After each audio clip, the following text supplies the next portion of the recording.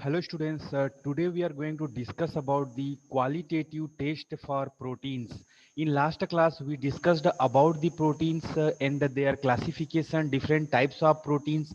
So whenever we want to taste the protein, identify the protein, whether the quantity of the proteins, amino acids, these are there in the sufficient quantity or not, what is their quality and all those things. Suppose we want to taste in the quality control, so what are the taste it is specified for the proteins that we are going to discuss, what are the chemicals involved in that, and what kind of color reaction we are getting that is confirming the presence of protein in the given sample of drug, right? So let us discuss one by one. So in previous classes we have seen that what are the sources of proteins that it is obtained from plants and animal both. You can see here in the milk, fish, red meat, fruits, egg, and the different types of nuts also, fish, all, and there is a lot of source of protein even from plant and animal kingdom. So whenever this protein it comes into the laboratory as a sample, how we are going to test them. So let us discuss how the protein and what kind of things it is present there, so that they are giving the color reaction. As the name suggests, amino acids are organic compounds that contain amino and the carboxyl groups. Right. If you see the structure of protein, there will be the amino and carboxyl group presence. Right. So that's what these are the organic compounds, and because of this only they are going to give the reaction.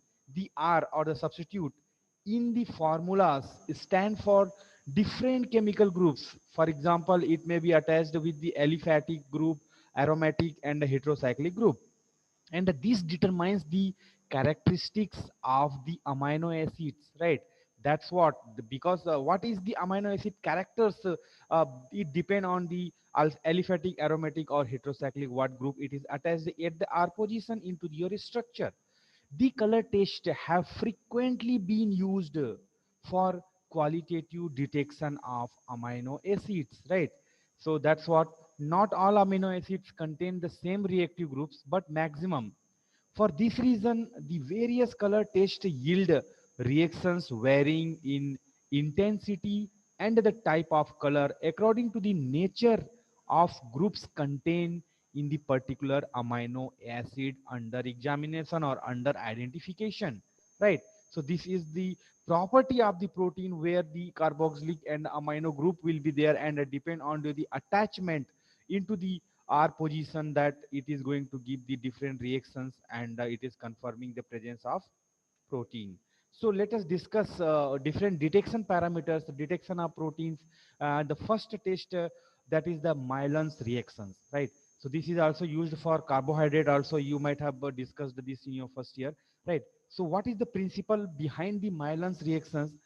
The reaction is due to the presence of hydroxyphenyl group, okay, C6H5OH in the amino acid molecule, right?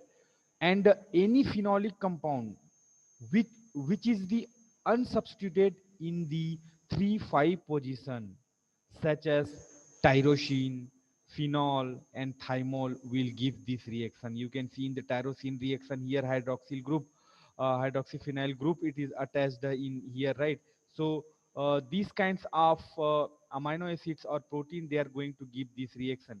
Solution of nitric acid containing mercuric nitrate reacts with the phenol, right? Whatever the phenol group it is attached, producing red color or yellow precipitate, which react with nitric acid to form the red solution. So red solution, we are supposed to observe under the Millon-Nasse reaction.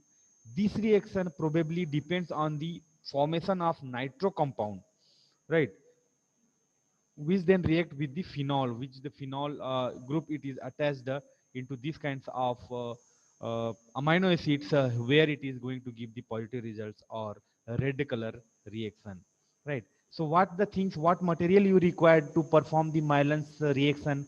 First of all, as the name indicate, Millon-Nasse reaction, so Millon-Nasse reagent, it is ready made also available, and you can prepare also, right? So what is the method, how we are going to perform this? Add 3 to 4 drops of Millon-Nasse reagents to 5 ml of test solution. Whatever the test solution it is there as a sample where you want to check that whether the protein contents are present there or not.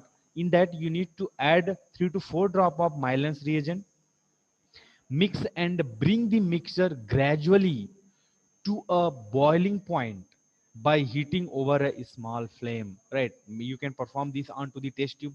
That's what you performed in your lab in the test tube for the carbohydrates also and for the proteins also, right? So you need to heat them slowly, right? Development of red colors is due to the presence of protein. Once you will start heating with a small flame, the red color it is going, as I told you in the principle also, red color we are supposed to observe under Millon-Nasse reactions. Excess of reagent should, however, be avoided since it may produce the yellow color, which is not a positive reaction, right? So, specific quantity of Millon-Nasse reagents only. That's what here the quantity has already given, that 3 to 4 drops only. It depends if you are taking the 5 ml. If you are taking 10 ml, you can increase this one. But excess, if you add, it is going to give the yellow color, which is again misguide you, and you will not be confirmed whether the protein is there or not. The second test, Millon-Nasse reaction, right? In this Millon-Nasse reagent, this is another reagent which you need, and the 1% of NaNO2, right? Add 1 ml of Millon-Nasse reagents in 5 ml of test solution. Place the tube in the boiling water bath for 10 minutes and cool the content in water bath for 5 to 10 minutes again. And add 1 ml of 1% of sodium nitrite NaNO2, right? A deep red color that indicates the tyrosine, which is one of the amino acids, famous amino acids, or other 3,5 unsubstituted phenol also, right? So this red color again, whenever Millons come, red color we should expect, right?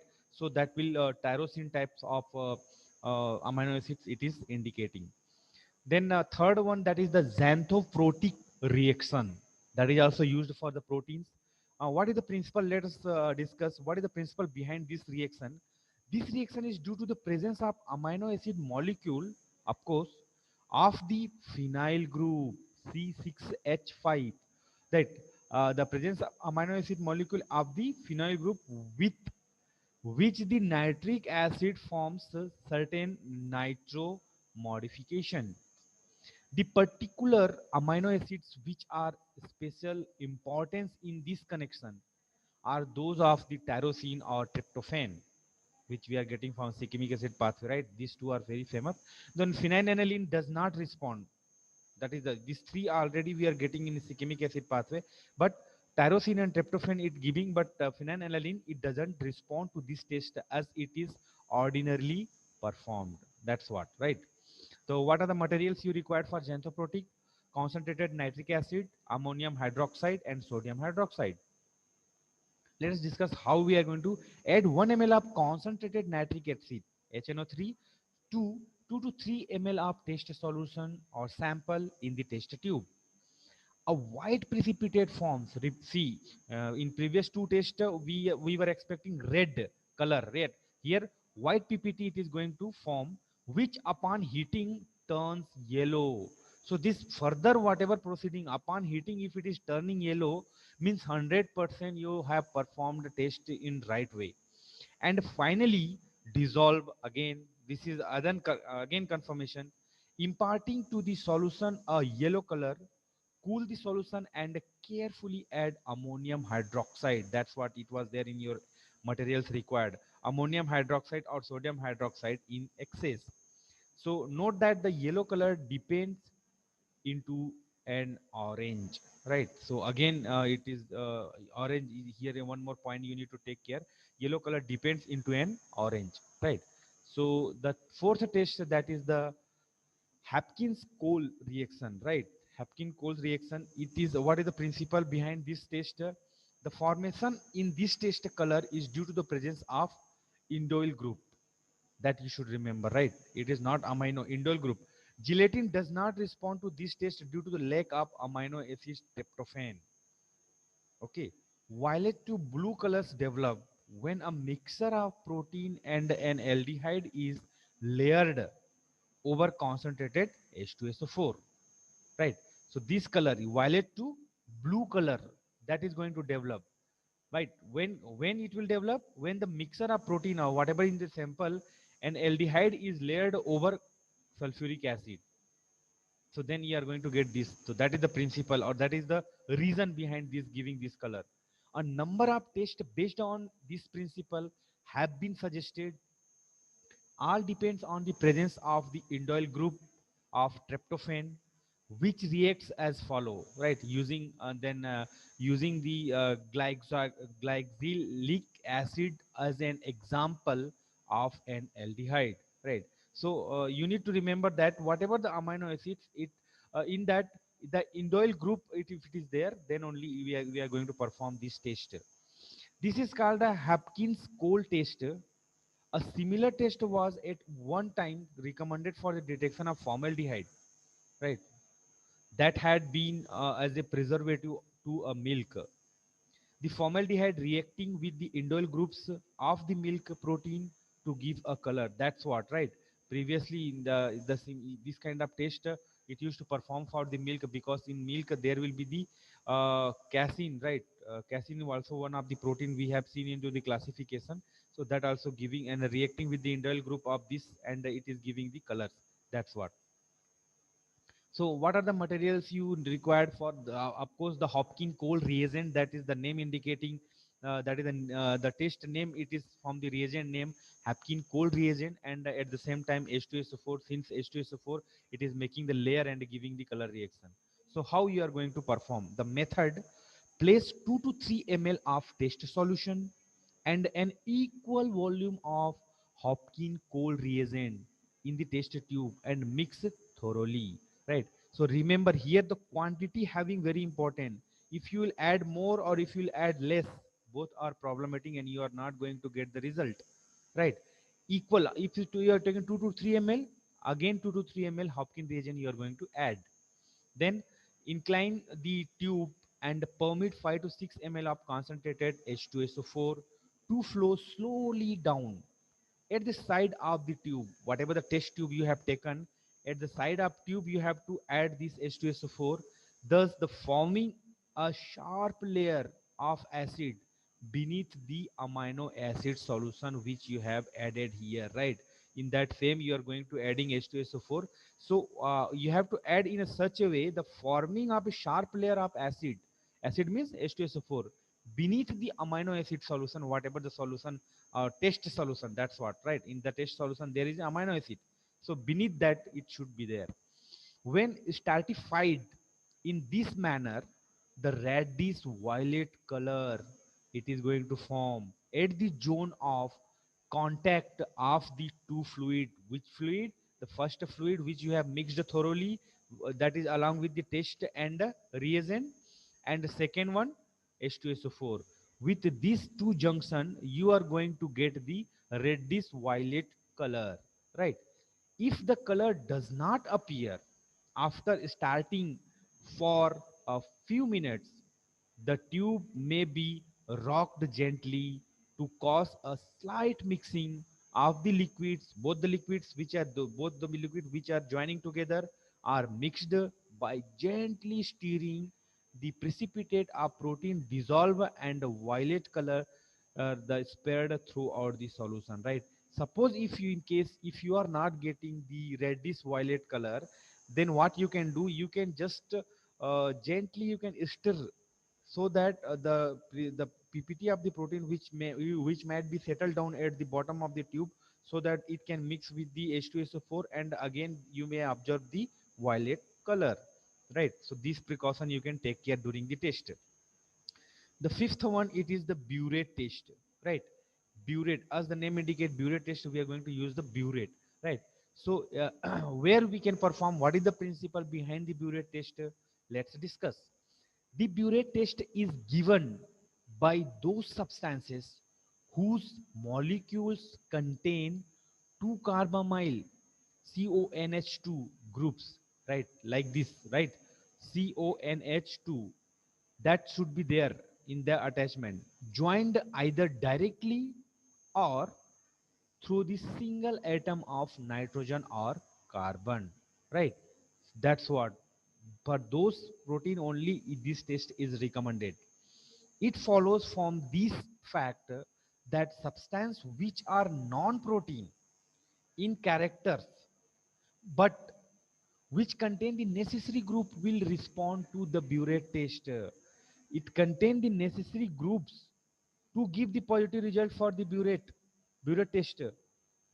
That's what we can perform burette test for the they may be the non-protein in character, but they are having the necessary groups in their structure or in their protein responds positively since there are pair of CONH or carbamyl groups in the molecule. Okay, a copper coordination complex with the ring structure is probably produced, and the short chain polypeptides gives a pinkish violet color. Longer one including proteins a more purple blue, right? So these two color, pinkish violet color, and if it is longer one including protein, a more blue, more purple blue. The amino acid histidine, right? Histidine, which was the necessary protein for children we discussed in classification, gives a pink color, which depends on the peptide linkage, how the bond it is together, right? How the linkage it is there, depend on the peptide linkage, does not vary greatly in intensity from protein to protein, right? So it depends. Several the procedures based on this method have been suggested for the quantitative determination of milk protein, but it is not in a general use of dairy research, right? So in dairy research, it is not general use. So what are the materials you required? Sodium hydroxide, copper sulfate, 10% and 0.5%. Method: 2 to 3 ml of the test solution in a test tube. Add an equal volume of 10%. That's what it here in material itself it has written 10% sodium hydroxide solution you need to add, mix thoroughly, and add 0.5% of copper sulfate. That is also our required material for this test. 0.5% of copper sulfate solution, drop by drop, how we have done in the previous test, that H2SO4, right? Mixing between drops until a purplish violet or pinkish violet color is produced, right? That's what in principle we could see, that purplish violet or pinkish violet color supposed to come with this test. The color depends upon the nature of the protein, proteoses, and peptones gives a decided pink, right? It will be confirmed this kind of pin it is going to give. The color produced with gelatin is not far removed from a blue, right? So that's what these three fuel mixing you are going to get the pinkish or purplish violet color. The next one, sixth one, that is the ninhydrine reaction. That is for the protein. Even we are using the ninhydrine for the detection of alkaloid also, this reagent, right? So what is the principle behind the using of ninhydrine reagent? This test gives positive results with proteins, peptones, peptides, amino acids, and other primary amines, and including ammonia also. Proline and hydroxyproline gives yellow color with ninhydrine, while other acids gives blue to purple color with ninhydrine, right? So this is the principle. Materials you required: 0.1% ninhydrine solution reagent, and the pH paper also be required, right, to check the acid. To 5 ml of dilute test solution, which must be approximately between pH 5 to pH 7. That here you need to confirm by the using of pH paper whether it is 5 to end of 5 7.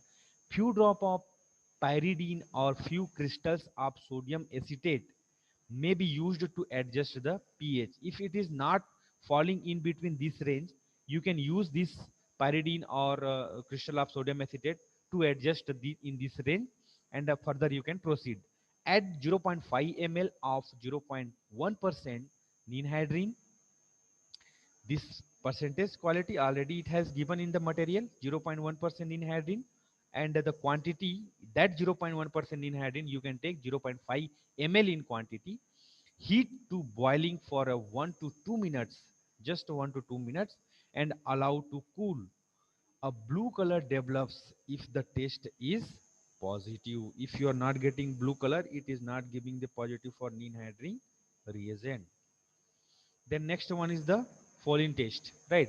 Here the Folin test, what is the principle? Here the phosphomolybdentic acid reagent designed by Folin for phenol has been widely used for detection and analysis of indole or phenol groups of amino acids.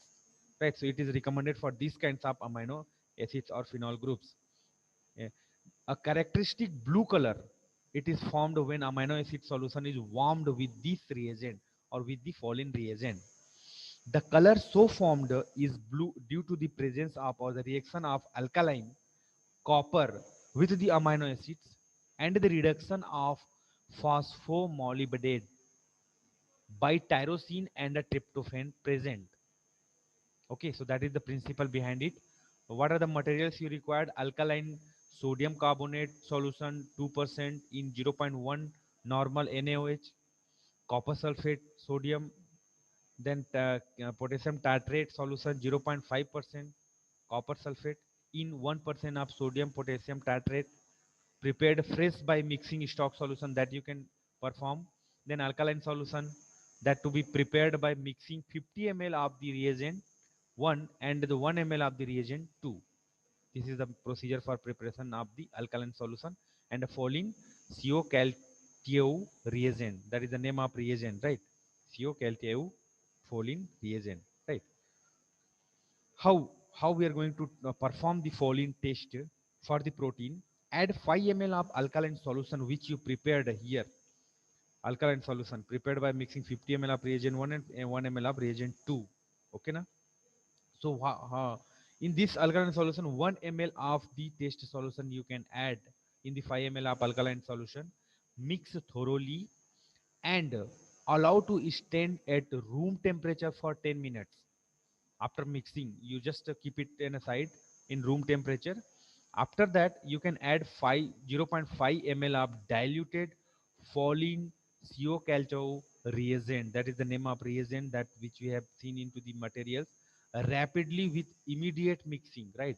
The mixing should be immediately, right? Whenever as soon as you are adding it, which you kept at the room temperature, after adding the test solution immediately you have to mix. Observe the development of color after 30 minutes, not immediately. The development of characteristic blue color indicates the presence of indole or phenol group which is there in your protein. Then next one, the seventh test for the proteins, you can perform Sakaguchi test, right? What is the principle behind Sakaguchi test? The arginine and other guanylyl derivatives like glycosamine and methyl guanide, etc., react with the hypobromide and alpha naphthol to give a red colored product, right?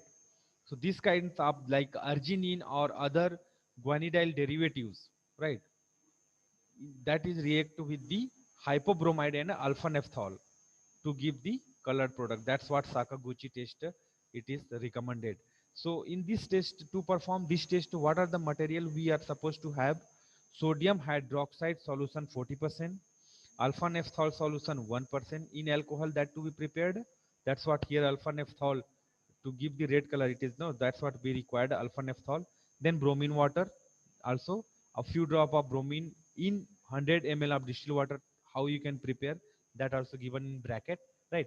After keeping ready these three materials or reagent, we can start the perform.